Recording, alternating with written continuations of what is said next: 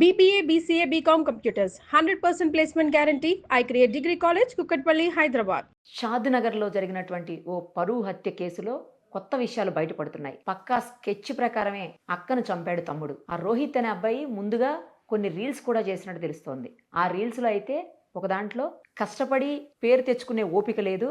అందుకని బాగా కష్టపడ్డం కంటే బాగా చంపి పేరు తెచ్చుకుంటానంటూ అతను రీల్ చేయటం కూడా సంచలనం రేపుతుంది. అసలు ఎక్కడికి పోతున్నాం, ఏం చేస్తున్నారు? రీల్స్ చూసి రీల్స్ చేసి ఇలాంటి హత్యలు చేస్తారా? ఇలాంటి వాళ్ళకి ఎలాంటి శిక్షలు పడాలి? ప్రస్తుతం మనతో పాటు ప్రముఖ హైకోర్టు అడ్వకేట్ నరేష్ సుంకర గారు ఉన్నారు. ఆయనతో మాట్లాడదాం ఒకసారి. నమస్తే అండి. నమస్తే అండి. ఏంటండి ఇది? పరువు హత్యలు చూస్తూనే ఉంటాం మనం రెగ్యులర్గా. చాలా కఠినమైన శిక్షలు పడుతూనే ఉన్నాయి కోర్టు నుంచి. అయినా కూడా కొంచెం కూడా భయం లేకుండా, దానికి తోడు ఈ రీల్స్ చూసి రీల్స్ చేసి ముందు దాన్ని ఎక్స్పీరియన్స్ చేసి ఆ తర్వాత చంపాడట సొంత అక్కని. పరువు హత్య అంటూ బాగా కష్టపడి, లేకపోతే బాగా పేరు తెచ్చుకునే అవకాశం నాకు లేదు, ఆ పేరు తెచ్చుకునే ఓపిక కూడా లేదు, మంచి పనులు చేసి అందుకని బాగా చంపి తెచ్చుకుంటానని. ఏంటి అసలు ఇది? ఒక మంచి చెప్పులు వేసుకుని ఇంటి బయటకు వెళ్ళే లోపల చెడు ఊరంతా తిరిగేసి వస్తుంది. నిజమండి, 100%. సో ఇక్కడ కూడా యువత తొందరగా ఎక్కుతుంది కూడా. యువత ఈరోజు కష్టపడి వాళ్ళ యొక్క జ్ఞానాన్ని, విద్యని ఒక మంచి పద్ధతిలో పెట్టి కష్టపడి సంపాదించేటువంటి పరిస్థితి నేటి సమాజంలో లేదండి. దానికి తోడు ఈ సామాజిక మాధ్యమాలు, అంటే ఇన్స్టాగ్రామ్ కానీ, ఫేస్బుక్లు కానీ, రీల్స్ కానీ, ఇవన్నీ. సో ప్రతి ఒక్కరికి ఏం జరుగుతుంది అంటే కనుక రాత్రికి రాత్రి నేను ఫేమస్ అయిపోవాలి, నా గురించి అందరూ మాట్లాడుకోవాలి, నేను ఒక హీరోలాగా ప్రొజెక్ట్ చేసుకోవాలి సమాజంలో అనేటువంటి దారుణమైన ధోరణి నేటి సమాజంలో కనిపిస్తుంది.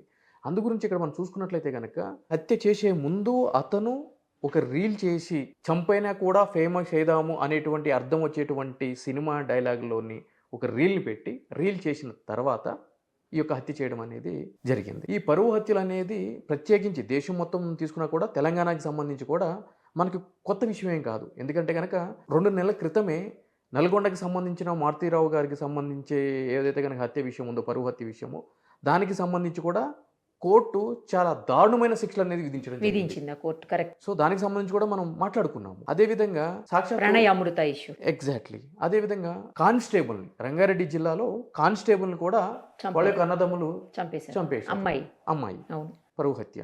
సో ఈ విధంగా మాట్లాడుకుంటూ పోతే కోకొల్లలుగా ఉన్నాయి ఈరోజు ఈ విషయము. అయితే దీనికి సంబంధించి ఒక ప్రత్యేకమైన కఠినమైన చట్టాలు రావాలి అని చెప్పి కూడా దేశంలో ఎప్పటి నుంచో కూడా బలమైన డిమాండ్ అనేది వినిపిస్తుంది.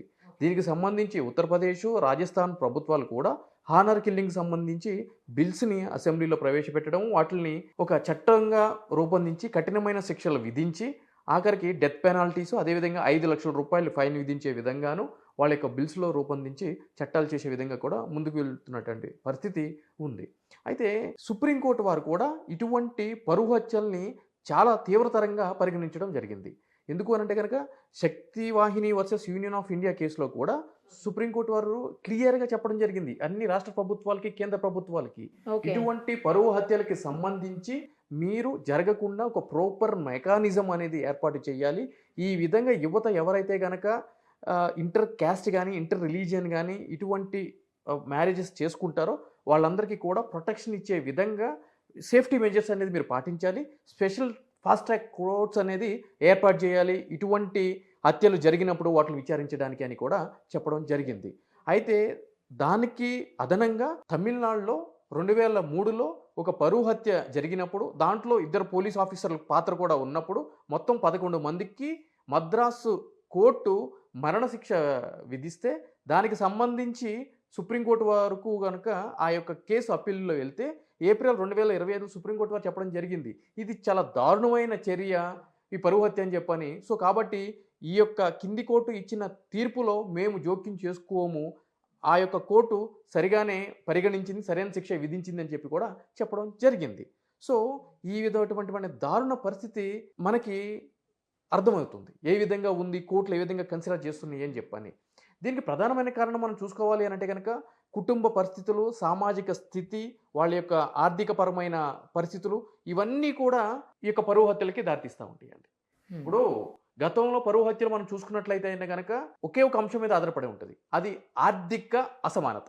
ఓకే, అంటే అమ్మాయి బలంగా ఉండి ఆర్థికంగా ఉండి అగ్రకులానికి సంబంధించి, అబ్బాయి కింద కులానికి సంబంధించిన వ్యక్తి అయి ఉండి ఆర్థికంగా లేనటువంటి పరిస్థితుల్లో ఇటువంటి జరిగితే, ఈ మ్యారేజెస్ జరిగితే ఈ విధంగా పరువు హత్యలు అనేవి జరపబడేవి.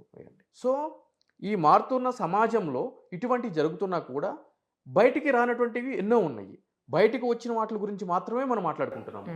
అదే ఇద్దరు ఆర్థిక పరిస్థితి కూడా సమానంగా ఉండి, లేదు అనంటే కనుక అబ్బాయి యొక్క ఆర్థిక పరిస్థితి అమ్మాయి యొక్క ఆర్థిక పరిస్థితి కంటే మెరుగ్గా ఉండి, అమ్మాయి అగ్రకులానికి సంబంధించి అబ్బాయి కొద్దిగా కింది కులానికి సంబంధించిన వ్యక్తి అయినా కూడా ఇటువంటి పరువు హత్యలు అనే కాన్సెప్ట్ ఉండవండి. ఓకే, అప్పుడు ఈ కులం అనేది తెర మీదకి రాదు. ఎందుకంటే ఆర్థికంగా బలమైన పరిస్థితి ఉంటుంది కాబట్టి. ఎప్పుడైతే కనుక ఈ పరిస్థితులు ఉండవో అప్పుడే ఇవన్నీ కూడా తెర మీదకి వస్తూ ఉంటాయి. పరువు పోతుంది, అదే పోతుంది అని చెప్పాను. అంటే పరువుని కూడా ఆర్థిక పరమైన అంశాలతోటి ముడిపెట్టి చూసేటువంటి పరిస్థితి నేటి ఈ సమాజంలో ఉంది. పోనీ ఆ పరువు అనేది వీళ్ళేదో పెద్ద స్థాయి వ్యక్తులు, ఏదో 100 ఊర్లు శాసించే వ్యక్తులు, తెల్లారు లేస్తే వీళ్ళ ఇంటికి వచ్చి ఒక 100 కుటుంబాలు, 200 కుటుంబాలు, 10 కుటుంబాలు పంచాయతీ చేసుకుని వెళ్తాయి, లబ్ధి పొందుతాయి, న్యాయం జరిగేలాగా ఉంది అని చెప్పంటే ఏదో అనుకోవచ్చు. అలా కూడా కాదు. మరి అటువంటి పరిస్థితుల్లో చూసినా కూడా ఈ స్థాయి ఆ స్థాయి కూడా కానే కాదు. అసలు వీళ్ళ కుటుంబం గురించి పక్కన కూడా తెలియదు. ఇప్పుడు చూడండి, ఈ కేసు వల్ల బయటకు వచ్చి తెలుస్తుంది. తెలుసు. ఇప్పుడు ఈ కేసు చూడండి ఏ విధంగా ఉందో. దాంట్లో పరువు ఉందండి. వాడు మొహం చూడండి ఎట్లా ఉందో. చిల్లరగాడు రోడ్డు మీద తిరిగేటాడు, రీల్స్ చేసుకునేటోడు, వాడికి పరువు ఏందండి? పట్టుమని వాడు కష్టపడి రూపాయి సంపాదించిన దాఖలాలు కనిపించట్లేదు. వాడు వయసు ఎంత, వాడికి పరువు అంటే ఏం తెలుసు? దట్టు ఆర్టికల్ 21లో right to choose right partner అని చెప్పని కూడా క్లియర్గా ఉంది.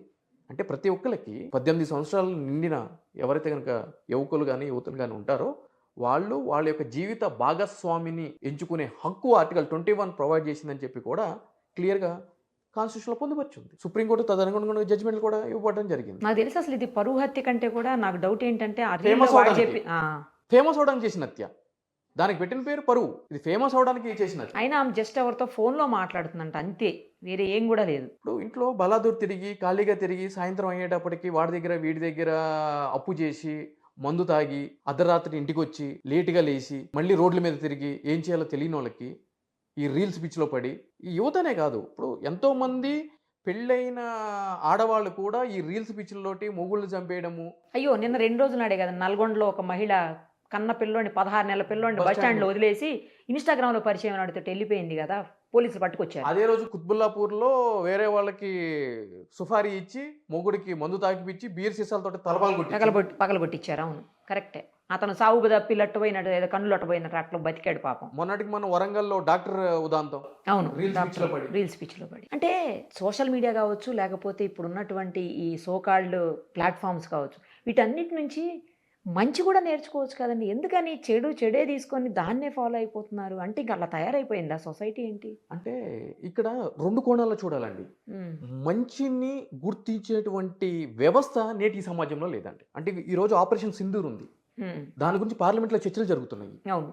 సో ఆపరేషన్ సింధూరు మనము ఎందుకు విరమించాల్సి వచ్చింది, ఏ విధంగా ఆ యొక్క ఆపరేషన్ జరిగింది, మన దేశం యొక్క ఆర్థిక పరిస్థితి ఏ విధంగా ఉంది, యుద్ధం వస్తే ఎటువంటి పరిస్థితులు సామాన్య ప్రజలు ఎదుర్కోవాలి, ఇటువంటి అంశాల మీద పరిశీలించి అవగాహన చేసుకుని మాట్లాడితే గుర్తించేటువంటి పరిస్థితి కూడా సమాజానికి లేదు. అందు గురించి ఏం చేస్తున్నారు అంటే కనుక చెడుకి చాలా తొందరగా అట్రాక్ట్ అవుతుంది యువతనే కదా, ప్రతి ఒక్కరు కూడా. అదే ఒక నేటివిటీ, అంటే పక్కన వాళ్ళ ఇంటి గురించి కానీ వివాహేతర సంబంధాల గురించి కానీ ఒకడు నాశనం అయిపోతున్నాడు అంటే కానీ చూసి ఆనందపడేటువంటి మనస్తత్వాలు సొసైటీలో పెరిగిపోయినాయి. పైగా ఆ విషయాలు అసలు చాలా ఇంట్రెస్ట్ ఉంటాయి. మన పనులన్నీ వదిలిపెట్టి అదే పనిగా అదే మన నేటి జీవితం అనే విధంగా మాట్లాడుకోవడం జరిగింది. వేలల్లో జరిగాయి వీళ్ళకి వద్దు, పక్కింటి జరిగాయి కావాలి, ఫస్ట్ అది కావాలి. ఇప్పుడు మన ఇంట్లో బిడ్డ ఏ టైంకి వెళ్తుంది, ఏ టైంకి వస్తుంది, ఎవరితో తిరుగుతుందో మనకు వద్దు, పక్కింటి బిడ్డ ఎవరితో తిరుగుతుంది అనేది మనకు కావాలి. అవును, అలాగే తయారైంది సొసైటీ. వాడు నాశనం అయిపోతే మనం హ్యాపీ.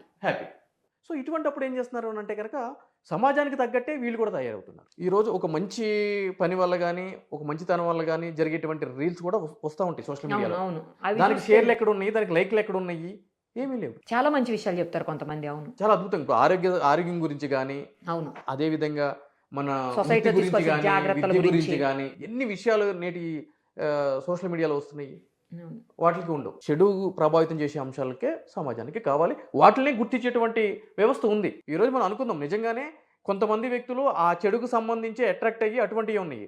మరి చూసేటోళ్ళు కూడా వాటినే చూస్తున్నారు కదా. పని ఇప్పుడు కింద నెగిటివ్ కామెంట్ పెట్టినా పాజిటివ్ కామెంట్ పెట్టినా ఏం చేసినా కూడా వ్యూవర్షిప్ వస్తుంది, లైక్లు పడుతున్నాయి.